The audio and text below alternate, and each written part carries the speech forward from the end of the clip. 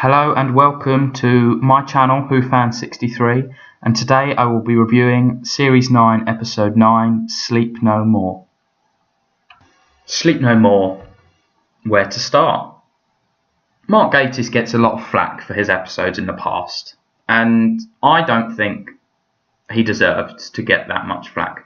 Robots of Sherwood, for example, I really enjoyed. But Sleep No More, well, I think Mark Gatiss deserves to get all the flack that he's going to get for this one. This episode just didn't do it for me. It had lots I was excited for. You know, found footage.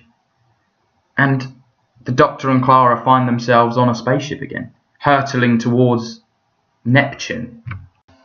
One thing that let this episode down was the plot, or should I say the lack of plot.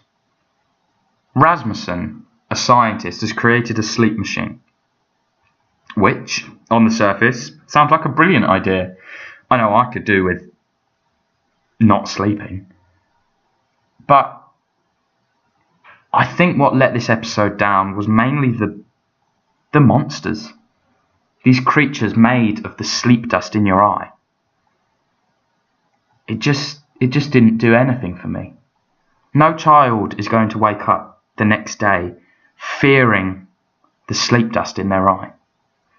And that's what Doctor Who monsters should be. They should scare children. I know when I was young, the Weeping Angels and the gas mask zombies, they petrified me. But this won't do anything for children. And then there were the characters. Characters that we just didn't care for. And I think the main reason for that is Rasmussen had told us that they were all going to die. What was the need for us to feel emotionally attached to these characters if we knew from the outset that they were going to die? Take Before the Flood and Under the Lake, for example. Brilliant episodes. And what made them? Well, that's arguably the characters. We felt for those characters. You know, Cass, Lunn, O'Donnell, Bennett. We cared for. So when O'Donnell died, you know, that hit us. But this episode, we really couldn't care less that these characters have died. Firstly, there was that irritating woman who just kept on saying pet over again. And then there was the man who had to sing the song. Then there was Grunt. And I'm sure there was another one. You see, I can't even remember their characters' names. So that also let the plot down and let the whole story down. And then there was the found footage aspect. Granted, it's great that Doctor Who is trying something new, because after 52 years we should be trying something new. But not this. Granted, it would have worked had it actually been found footage. But then it turned out that no, it was the sleep dust rather than camera helmets. I think I was hooked for the first few minutes on found footage. And then they switched to Clara's point of view. That is when I completely lost faith in the episode. How?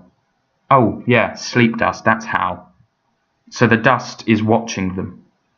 I mean, it doesn't really get more ridiculous than that. And then there was the ending, or should I say the lack of ending.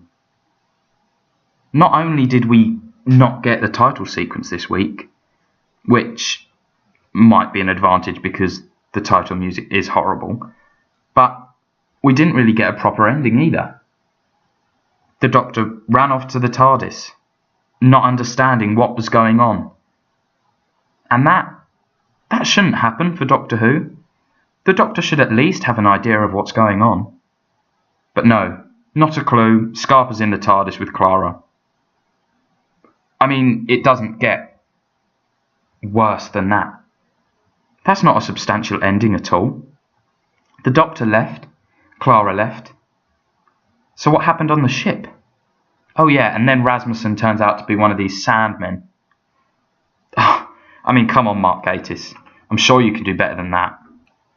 I'm trying really hard not to be too negative about this. Aspects that were okay. Capaldi and Coleman, brilliant as the Doctor and Clara, but unfortunately their acting doesn't make up for, on a whole, an absolutely awful episode. Okay, so my overall feelings on this episode: the worst of Series 9 so far. But you've got to give it credit for trying. I think had the found footage aspect been done properly, it might have slightly improved the overall episode, but it wasn't. So on a whole, my rating for Sleep No More is a 3.5 out of 10. So this episode wasn't a great one for me. But on the plus side, next week is Face the Raven. And since the beginning of the series, I've been so looking forward to this episode.